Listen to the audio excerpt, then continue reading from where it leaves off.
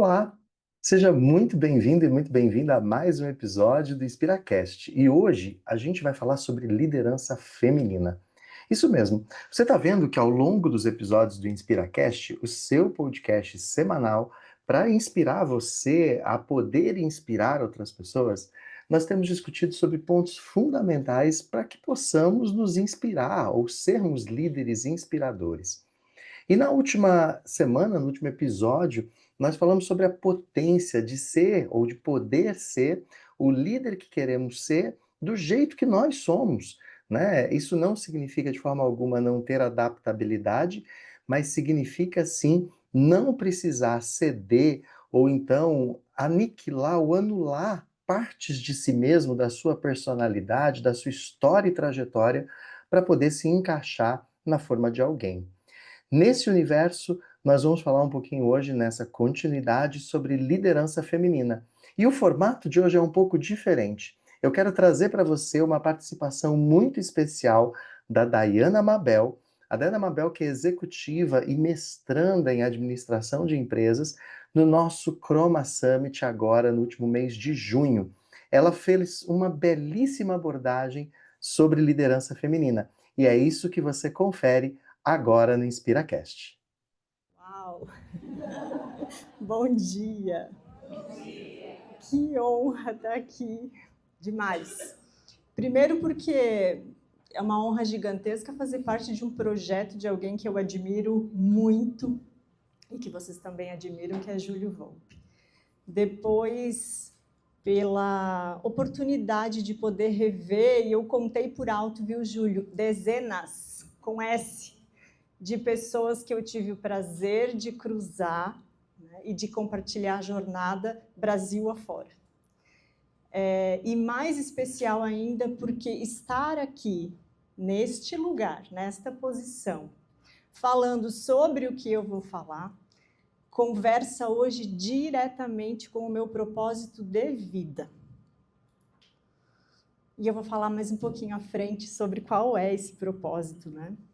E eu ia dizer para vocês já no começo que falar aqui depois de Isa e depois de Pedro era uma grande responsabilidade. Mas aí eu olhei para o lado e vi que Fabrício estava lá e falei, meu Deus, não posso usar a palavra responsabilidade, porque eu e responsabilidade temos um caso assim muito antigo. Então eu vou dizer que é um grande desafio, eu me sinto desafiada, viu, Fá, a estar aqui falando depois de Isa e de Pedro. E também eu não vou ficar 30 segundos, nem 60 segundos nervosa, podem apostar que eu vou ficar os 28 minutos e 35 que está faltando ali, porque o desafio é grande, né? E eu vou começar, então, falando um pouquinho sobre mim. Eu trouxe essa imagem, e aí já tem um estereótipo aí de liderança feminina, né? Quando você joga lá na inteligência artificial e você pede uma executiva, vem aí esse estereótipo de uma mulher alinhadíssima, magérrima, loira, bonita, e vocês vão ver as próximas também nesse estereótipo. E eu briguei bastante com diversos aplicativos de inteligência artificial para buscar, né, personagens distintos e não encontrei. Então, trouxe de propósito, né, com intencionalidade, para vocês verem como e não é equidade de gênero que a gente vai falar, né, mas como são poucas as mulheres e por isso faltam padrões, inclusive para a inteligência artificial. Eu gosto de usar alguém fazendo malabares ou equilibrando pratos para me apresentar, porque eu, assim como todos vocês, não é uma exclusividade das mulheres, né, desempenho diversos papéis. E o meu grande desafio é equilibrar esses papéis no dia a dia, né? Eu sou filha, eu sou irmã, eu sou mãe, eu sou esposa, eu sou estudante, eu sou, inclusive, superintendente na Caixa hoje, né? E a grande dificuldade que a gente tem é equilibrar esses papéis. O grande segredo é quando a gente se dá conta que tudo bem, de vez em quando, um prato estar em desequilíbrio, né?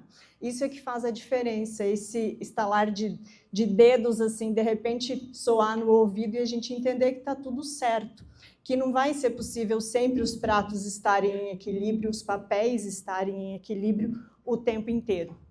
Então, para ser uma liderança feminina, a gente não precisa ser uma super-heroína. A Isa falou sobre isso, né? Que o líder super-herói já não tem mais espaço. Então, para ser uma liderança feminina de destaque, a gente não precisa ser uma super-heroína. Aliás, a gente não é, a gente só vai se dar mal se a gente achar, né, que tem algum superpoder para estar lá. Eu sou filha de pais adolescentes. Minha mãe tinha 16 anos quando eu nasci.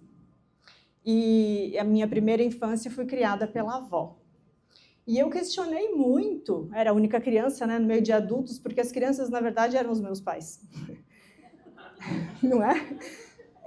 Eu questionei muito a ausência da minha mãe, porque ela estava na fase de estudar, ela estava na fase de formar, então trabalhava de manhã e de tarde e estudava à noite. E eu questionava essa ausência. E a minha avó dizia, fofinha, você tem que dar orgulho para sua mãe, porque ela está fazendo o máximo por você. E aí surgiu a minha relação com a responsabilidade. E eu brinco com o Fabrício, porque uma vez eu fazia um processo com ele, e aí ele propôs uma dinâmica comigo, e ele disse assim, eu vou te falar uma situação e você me fala uma palavra que vem na sua mente. Aí ele disse assim, a sua relação com a sua filha, responsabilidade. A sua relação com seus pais, responsabilidade. A sua relação no seu casamento, responsabilidade. Tudo era responsabilidade. Aí ele falou assim, filhota do céu, onde é que está o amor aí nessa relação? Onde é que está? Tudo era responsabilidade. Mas, claro, eu tive que assumir a responsabilidade desde pequenininha, porque eu tinha que dar orgulho para minha mãe. Né? E aí, como é que eu fiz isso? Hoje eu tenho 23 anos de banco e 21 anos de gestão. Por que eu digo de gestão 21? Porque de liderança desde pequenininha. Para poder dar o orgulho que eu era desafiada a dar, eu tinha que buscar posições que me desafiassem. Então, como a minha avó era muito religiosa, rigorosa na igreja, eu ia ler a missa. Que ninguém queria ler na missa. Eu ia ler a missa, tinha que subir uma escadinha para alcançar o microfone para ler a missa. Eu era que apresentava o trabalho da escola. Então, você vai se colocando em situações desafiadoras de exposição e você vai lidando com isso e vai assumindo liderança. E aí a responsabilidade conversa comigo desde pequenininha, né? Então, lá naquele momento é que o Fabrício me desafiou a entender de onde que vinha tanta responsabilidade, né? Porque essa responsabilidade ela foi funcionando enquanto eu tinha só o papel de filha e de irmã, aí entra no mercado do trabalho, é mais um papel, mas quando chegou a maternidade, eu sou mãe da Maria de 18 anos e da Maria Alice, que é um anjo no céu, quando chegou a maternidade ficou muito mais difícil equilibrar os papéis. E aí a responsabilidade ela passou a ser vista como algo que tinha que ser compartilhado e não assumido sozinho. Então, para estar na posição que a gente está hoje, a gente tem que entender que a gente não vai equilibrar os pratos em 100%, que de repente, de vez em quando, uma bola vai cair sim, quando a gente está fazendo malabares, e que a gente precisa distribuir, que a gente precisa dividir as responsabilidades. Né? E a gente quer fazer tudo sozinho. E aí a gente vê que não dá conta. E aí a gente se frustra. Né? Como eu falei no início, todos nós temos diversos papéis. Acho que a diferença das mulheres é que elas se cobram sobremaneira pelo equilíbrio desses papéis. Aí que mora o perigo, né? Porque aí lá na frente, quando a gente vê que não vai ter condição de equilibrar tudo, a gente cai no burnout, como a Isa trouxe antes, né? Ainda, falando dos meus papéis aqui, falei do papel de filha, né, da responsabilidade que vem da criação. Como a minha mãe tinha essa rotina de trabalha de manhã, de tarde, estuda de noite, vai fazer faculdade ainda, como quando a gente era pequeno, eu lembro de uma vez que eu pedi para o meu pai assim, que eu precisava de dinheiro para comprar uma borracha. E ele me disse, borracha para quê? Borracha só para quem erra? No auge da sua sabedoria, né? Vejam de onde vem a carga que a gente carrega da responsabilidade, né? Então, não é à toa que eu era a primeira aluna da escola, né? Borracha é só para quem erra. Chegava em casa com 9, minha mãe dizia, existe o 10. Né? E a gente segue comportamentos. A minha mãe foi a pessoa que quebrou o comportamento da nossa família, né? Você olha Um vai seguindo o padrão do outro, e a minha mãe foi a pessoa que estudou. E eu acho que a quebra de padrões, ela acontece através da educação. A educação é que quebra os padrões, né? Quem conhece vai concordar, e quem não conhece, vou sugerir que assista. Tem um vídeo no YouTube, chama Vida de Maria, uma animação de 8 minutos. Mostra exatamente como é quebrar padrões através da educação.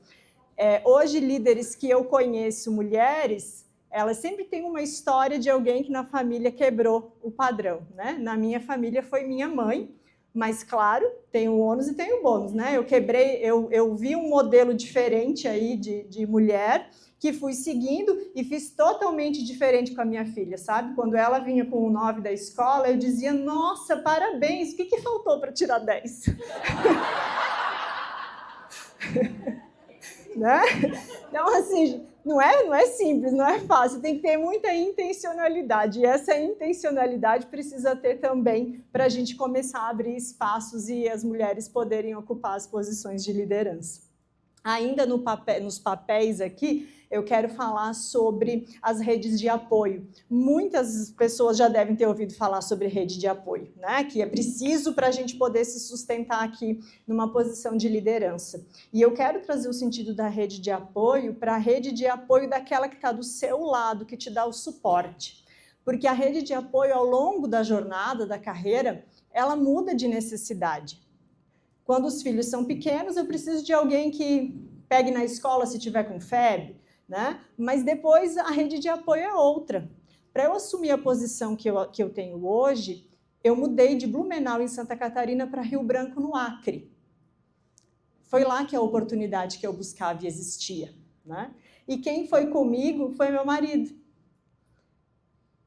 Meu marido que me deu o suporte e que me dá o suporte, até hoje, nas pequenas sutilezas. Ainda há pouco a gente estava sentado ali atrás, e a Isa falou sobre vulnerabilidade, a Isa falou sobre cuidado, e a Isa falou sobre liderança transformativa, várias coisas que eu não estou falando aqui no conceito, mas estou dando alguns exemplos. E aí eu cutuquei meu marido e falei assim, nossa, a Isa está falando tudo que eu tenho anotado aqui para falar.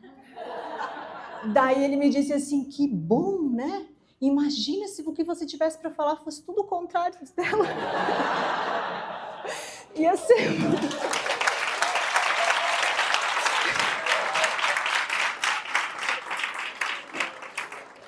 É esse tipo de pessoa que a gente precisa ter do lado. Porque para chegar aqui onde eu cheguei, a gente precisa ter suporte, a gente precisa ter apoio. O primeiro namorado que eu tive, ele nem sabe disso, vou contar para vocês agora, esse segredo. O primeiro namorado que eu tive, sabe por que eu levei um pé na bunda? Porque eu entrei na Caixa e com 6 meses de Caixa surgiu uma prova, que era escrita à época para poder ser gerente. Eu não tinha nada a perder, fui lá e fiz a prova. E passei nessa prova. E aí eu ia fazer as próximas etapas e realmente eu virei gerente 1 ano depois. E aí ele disse para mim assim, não vai mais dar certo esse relacionamento, porque você vai ganhar mais do que eu. E ele me deu um pé na bunda. Entendeu? Hoje eu agradeço a Deus que, né? Porque não precisa desse tipo de pessoa do lado. Né? Depois, mais à frente, eu tive um relacionamento fracassado, porque um dia o meu namorado olhou uma foto assim minha com os colegas do trabalho e falou assim, nossa, mas só tem você de mulher? Ai, e aí você viaja e aí você sai pro happy hour e só tem homem. Né? Não vai dar certo. Realmente não deu certo. Né? Por que eu estou falando isso? Não porque a gente precisa encontrar alguém que faça a mala e vá para o Acre. Né? Mas porque a gente pode escolher as pessoas que estão do lado da gente. E que para sustentar e dividir a responsabilidade, a gente precisa ter pessoas que nos admirem, que nos apoiem, que nos suportem no sentido de dar suporte. Assim como eu tenho certeza que o Denis faz para a Dani, que o Davidson faz para a Michele, que o Fabrício faz para a Vanessa, que o Robson faz para o Júlio. Essas pessoas a gente pode escolher. Né? E aí o meu papel de esposa ele é bem recente, né? Porque eu fui casar já era quase 40, também, né? E ainda foi uma condição, porque assim, eu estou quase fazendo 40 anos, ou a gente casa logo, né? Ou eu não caso mais, e aí deu certo. E aí esqueci de falar do exemplo lá do salário, né? Do primeiro namorado que disse que não dava certo porque eu ia ganhar mais. Eu tenho certeza que o meu marido não se importa por eu ganhar mais. A preocupação dele é como ele faz para eu gastar menos. Não é? Não estou mentindo, né? Então, assim, isso a gente pode escolher pessoas para estar do nosso lado que realmente nos apoiem. E eu gosto de falar isso porque numa primeira oportunidade que eu tive de falar para um time assim, de 80 pessoas, as meninas estão me vendo, elas vão saber onde foi, né? Que eu falei sobre isso, um tempo depois um colega homem veio e me disse, eu precisava muito ter ouvido isso, porque eu percebi que eu estava sendo âncora para minha esposa. Então é importante a gente parar para pensar se a gente está admirando, impulsionando ou se a gente está segurando, né?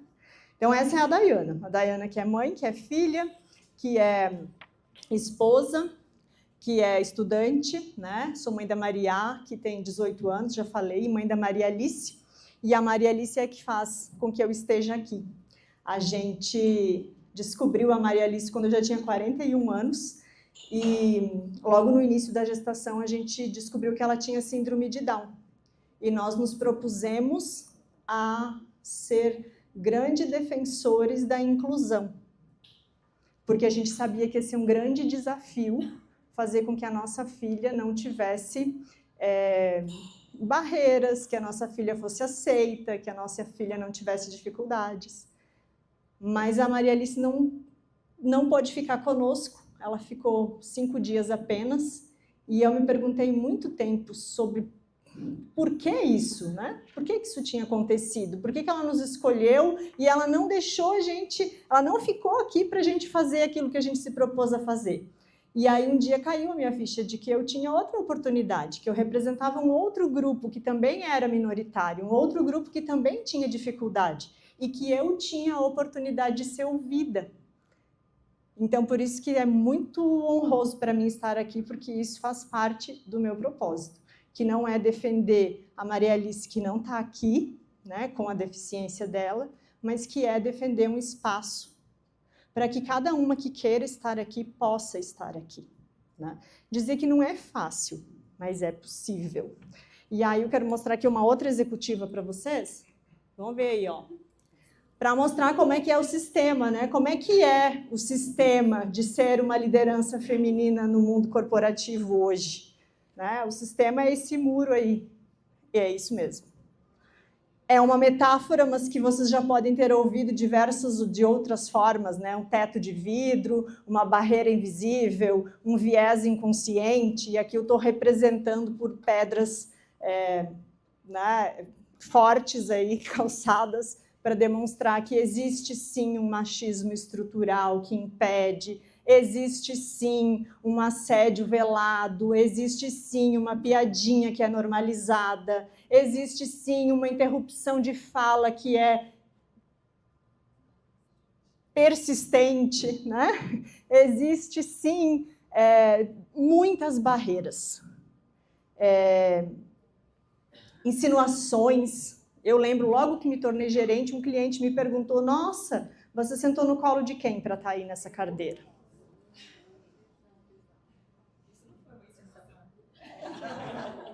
Foi uma direta, né? No colo de muitos livros, né? Para ter posicionamento, conteúdo e poder quebrar a barreira. E como é que a gente quebra o muro? Eu fiz questão de colocar o muro quebrado mais forte na altura do coração, porque eu quero demonstrar que a gente tem que se aproveitar daquilo que na estrutura nos favorece. Porque na estrutura a gente sabe que o homem é o provedor, daí que vem o machismo estrutural. E nessa mesma estrutura a mulher tem a função de cuidar. E o cuidado está aqui dentro.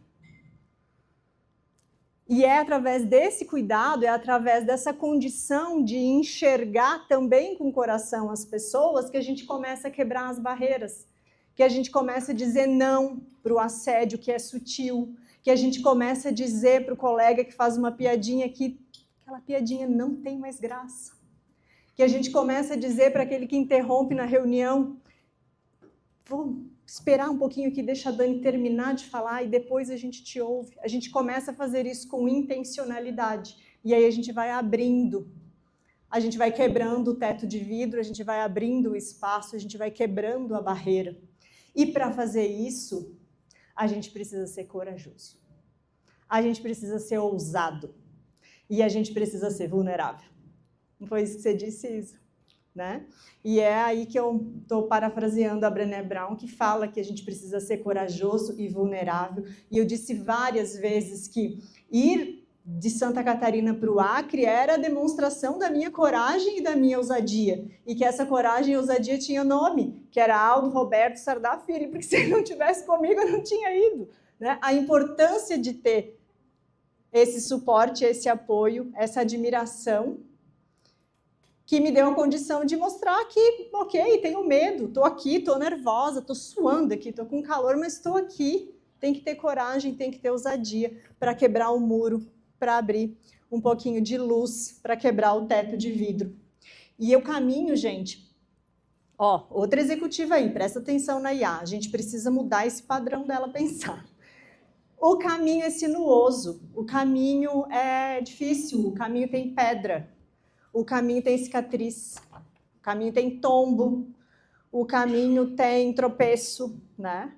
Mas quando a gente faz a jornada com intencionalidade, quando a gente mostra que lá no processo seletivo, que se tem duas pessoas com o mesmo grau de preparação, primeiro a gente vai escolher a mulher para dar a possibilidade. Quando a gente faz isso com intencionalidade, a gente começa a transformar. E aí, eu, claro, sou mulher, faço com uma intencionalidade que me representa, mas isso todos vocês podem fazer. Né? Todos que ocupam uma posição de liderança podem abrir caminhos. O caminho é difícil, é árduo, mas ele é possível. Todos os dias tem uma mulher abrindo caminho. Eu só estou aqui porque outras abriram, outras passaram na minha frente. Thaís está aqui, que é meu exemplo. E hoje, apesar de na posição que eu estou, eu olhar para cima e não ver nenhum exemplo, hoje, apesar de olhar para os lados e ver poucos exemplos, eu tenho a consciência que tem muita gente olhando para mim e me vendo como exemplo. Aí, ó, Fabrício, não posso fugir da responsabilidade. Né? Porque eu sinto um compromisso de continuar trilhando o caminho, por mais difícil que ele seja. Porque tem tantas outras mulheres que também querem e eu estou numa posição de ser espelho. Né? Todo dia tem mulher abrindo caminho, todo dia tem homens dispostos a revisitar os seus preconceitos. Todos os dias tem uma empresa entendendo que diversidade não é uma palavra da moda, que é uma estratégia inteligente do negócio da empresa. Né? Ô Dani, só para reforçar, e como pesa, eu lembro que eu falei que eu fui para a minha primeira gerencial lá em Uruará, sendo que eu era de um banco onde só tinha homem, eu era a única mulher. Eu fui a última a ser perguntada promovida. Se eu queria, porque todos eles disseram não vou. E eu fui a última. E aí veio o peso, porque assim, eu sou uma mulher, eu fui a última, primeiro já o preconceito, a gente fica magoada, porque eu poderia ser, de tantos anos, eu poderia ser perguntado antes, fui a última, aceitei, e além de você se sentir magoada, você vai com peso. E sem ser o peso, você vai também com aquela gana, com aquela vontade de mostrar, pois eu vou mostrar para quem eu vi, porque eu tô aqui. Isso faz a diferença pra gente. Como isso pesa, né? Olha só, ele é o peso da responsabilidade, né? Responsabilidade. E também faz referência, como você falou, porque eu também ouvi, nossa, me fala aí, você foi pra lá e tudo mais. Fui, mas eu tive essa estrutura que você teve. E meu esposo falou, tô com você, vamos. E faz a diferença. E abrir portas também é muito importante para as mulheres, para nós. É um compromisso que a gente precisa ter. A gente precisa é de isso. que a gente dá conta, não é? Independente do lugar, né, do cenário, enfim. É isso mesmo. Então, a gente queria dizer isso para vocês aqui, ó, que o caminho não é fácil, né? É difícil de trilhar, especialmente porque a gente não tem muitos modelos, muitos exemplos, né? A gente é um exemplo, mas é possível a gente precisa fazer, né? E eu estou extremamente aberta aí para dizer que vocês todos podem contar comigo, né? Quem me conhece sabe aí onde me encontra, lá no Teams, né? Quem não é da Caixa, eu não falei que é na Caixa que eu trabalho, né? Mas está lá no LinkedIn, pode me chamar aí no Instagram, no LinkedIn, onde for, para a gente conversar, vai ser o maior prazer. Eu ainda tenho uns minutinhos e vou ficar ainda mais feliz e honrada se tiver alguma pergunta de vocês para eu responder aqui. Diga, Diogo.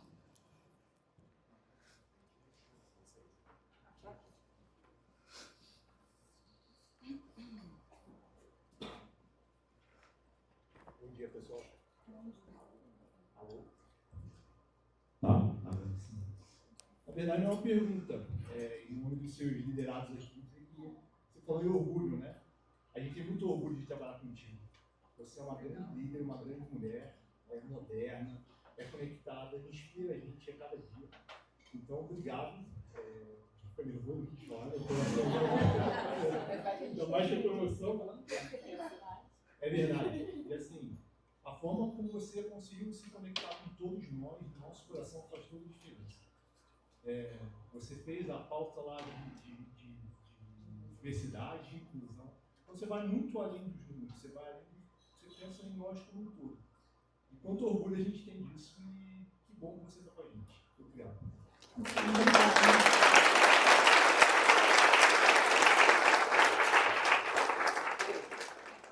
Obrigada, gente. Bom dia a todos. Eu me chamo Mike, sou de Fortaleza, Ceará. Na verdade, aqui é um depoimento, né? Minha esposa está aqui, a Elana. Ela é colega da Caixa. E, assim, do tempo que a gente passou, do que você falou, várias coisas que a gente brincou, né? Porque quando a gente começou a namorar, ela tinha cargo maior do que o meu. Eu disse, rapaz, vamos, que aí é o meu cofrinho, né? E, enfim, e foi uma coisa que a gente administrou, ela galgou cargos de liderança e tudo. E dentro da liderança, a gente teve uma liderança feminina que trazia muito a figura da Mulher Maravilha. E eu, dentro de casa, eu vendo ela naquela coisa de tentar ser a Mulher Maravilha, e ela entrou no desequilíbrio. Que aí teve problema hormonal, ganhou peso, enfim. Ela estava desequilibrada, e aí chegou no que o Murilo Gun fala, que é a questão do colapso, né? Que colapsou, ela teve uma trombose, e aí ela teve embolia, passou 23 dias internada no hospital, então assim, na UTI, e foram dias que muito pesados assim, para a gente foi, tocou lá, então ela voltou e aí viu o recomeço, né? Eu vi o recomeço dela, hoje ela voltou à função que estava, e aí tocando uma equipe, então assim, ela tocou uma equipe que veio com um time que está doente, um time que assim, tinha problemas estruturais dentro lá, então na verdade eu queria dizer isso, que assim, a questão nossa não é chegar e falar sobre liderança feminina, mas assim, cabe a nós apoiar, incentivar e fazer com que a gente possa se ver como um ser humano. E aí na questão de estar ser humano, você tem empatia independente do casal. Eu tenho aqui quem me inspirar, né? Mas que a gente busque o ser humano que inspira a gente. Obrigado. É sobre isso.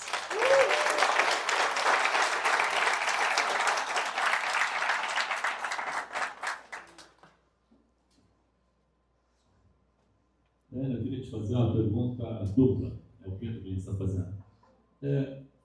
Qual foi uma grande liderança feminina que te inspirou? A minha mãe. E também uma grande liderança masculina.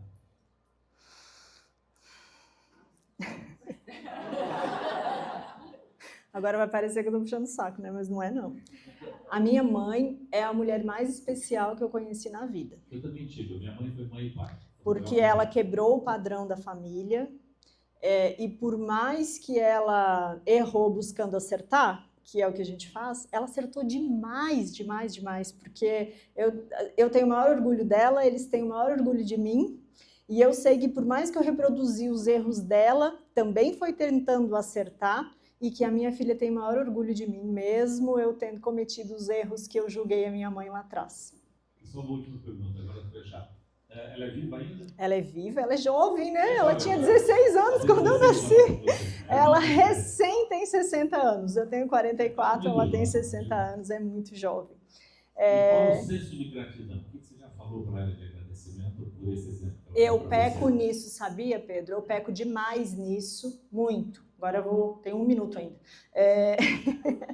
Eu peco demais nisso porque eu tenho uma origem de quem não precisava ter uma borracha porque não podia errar, né? Não tenho uma origem de uma família que demonstrava carinho o tempo todo. Então, enquanto gestora, eu já me policiei de ter alarme no celular em determinado horário do dia para me perguntar, você já elogiou alguém hoje? Eu já precisei disso, né? Então, eu acho que eu ainda peco muito nisso, sabe? Mas dá tempo ainda para fazer, né? Sou jovem. E você me perguntou da liderança homem, né? Que me inspira. Júlio me inspira muito, me inspirou demais, especialmente no momento mais difícil que eu tive na minha vida, que foi a perda da Maria Alice. Primeiro, o entendimento de que eu ia ser mãe aos 41 anos de idade, no auge do que eu considerava a minha carreira. E chegar para o Júlio e dizer, que né, era o meu vice-presidente à época, dizer, Júlio, estou grávida, né? E ele me disse assim, Dayana, se você hoje quiser ser diretora e eu tiver uma oportunidade, eu te designo diretora mesmo estando gestante, sabendo que você vai ficar tantos meses fora e sabendo que a sua filha tem uma necessidade especial que vai... Sabe? Não sei se ele lembra disso, mas ele me disse isso com essas palavras. E não tem como não admirar alguém que tem o cuidado que o Júlio tem com as pessoas.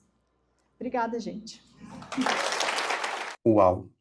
Você percebeu a grandiosidade dessa reflexão sobre liderança feminina que a Dayana conduziu no Chroma Summit e agora você aqui no InspiraCast está tendo a oportunidade de conhecer e de aproveitar sobre essa reflexão também?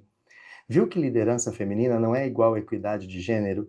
Não se trata de ter a mesma quantidade de mulheres num cargo de liderança, e isso é sim muito importante, mas nós estamos falando da mulher poder liderar do jeito que ela é, a partir das suas premissas, das suas histórias, das suas vontades, das suas forças e também das suas vulnerabilidades. A história da Dayana nos trouxe muitos aprendizados e eu espero que você reflita, que você, mulher, reflita sobre o seu exercício de liderança. Eu estou lidando com as pessoas e liderando as pessoas de acordo com a minha essência, de acordo com aquilo que eu sou, ou eu estou tentando me encaixar em alguma forma, principalmente em alguma forma masculina? Se eu, enquanto homem, estou aqui junto comigo assistindo esse InspiraCast, né, escutando esse episódio, refletir sobre a forma como eu crio oportunidades e eu abro espaço para todos e todas se desenvolverem no meu time, se eu estou realmente fazendo isso de maneira justa e de maneira coerente com aquilo que diz a minha própria carta de valores. São reflexões importantes que esse episódio de hoje nos trouxe. Eu quero agradecer a Dayana por ter cedido, né, a oportunidade de a gente compartilhar com você no InspiraCast aquela reflexão poderosa e agradecer por você por nos acompanhar em mais um episódio. Se você ainda não segue o InspiraCast no YouTube ou no Spotify, faça isso agora mesmo e receba todas as informações sobre liderança e sobre inspiração. Esse podcast foi oferecido pela Chroma, o seu hub de liderança. Se você precisa desenvolver liderança ou alguma das competências que são necessárias para uma liderança efetiva, conte com a Chroma. Um grande abraço e até o próximo episódio.